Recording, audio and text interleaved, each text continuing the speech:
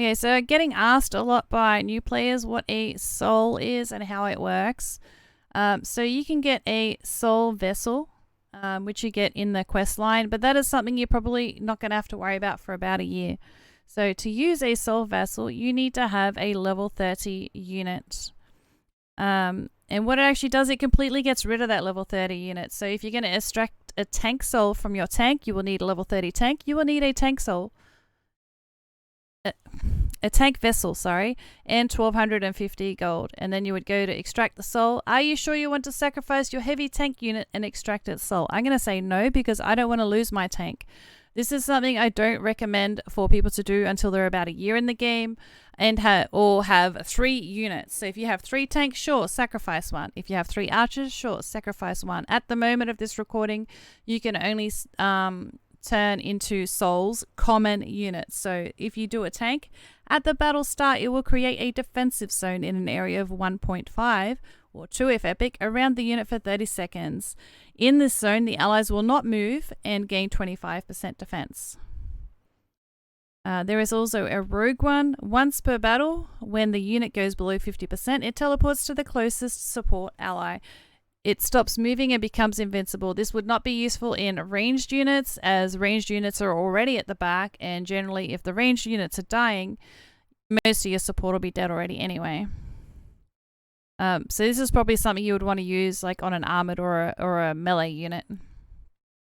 The tank soul you would more likely use on someone that you want extra defense. Like if you're in a defensive zone, you want extra defense. Or you want to stick it behind a rogue so they don't get that lousy chest that they're greeting for. Warrior Soul is actually a really good one. Same price. Maximum defense against this unit's damage is reduced by 60%. Really good on ranged, really good on melee. I prefer to use my archer, though, on melee, so it has an extra range. Archer, I love this. I use it on almost everything. This unit gets 1 range and 25% attack speed. So melee usually have 1 range for most of them.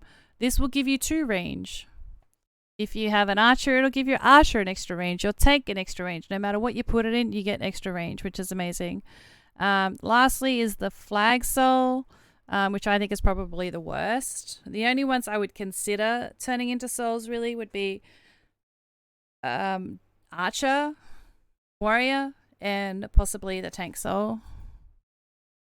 When a unit dies, a permanent flag is spawned that boosts 50% ally damage and attack speed in the range of 3.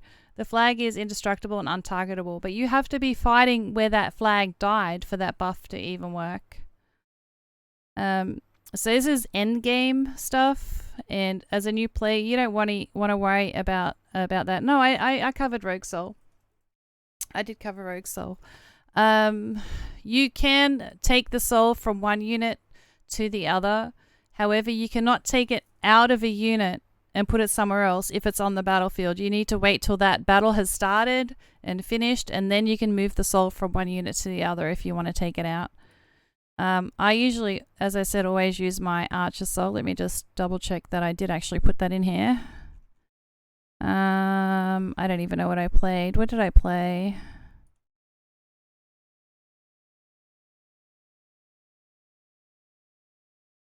Archer soul. Probably not the best thing to put in a tank, but I've got a lot of new players, low-level players playing with me right now, so I feel like I kind of have to carry, so I had to play a tank. But yeah, if you have any questions about how souls work, or if there's something that I didn't cover and you need me to explain it a bit better, feel free to come over to my live stream over on Twitch, and I'm more than happy to. But yeah, if you do sacrifice your unit, as long as you know that unit is gone, so it's best to wait until you have at least 2 level 30s and another of that unit before you sacrifice it, because that unit is gone. It's gone. As soon as you get an archer to 30, if you're going to sacrifice it, you have no archer, and it's going to be really hard to unlock another one, because you can unlock multiple units. You get to 30, you unlock another one. Get to 30 again, you unlock another one, and you end up with a whole bunch of troops. Like you can see, I have a ton of ranged. I have 4 archers. I have probably 4, 8, 11 bombers. So you get to 30 and it'll come up with an unlock. But yeah, wait until you have at least 2 level 30s or a third, because the more you put it down, the more scrolls you're gonna get. The sooner you make a soul, the harder it's gonna be for you.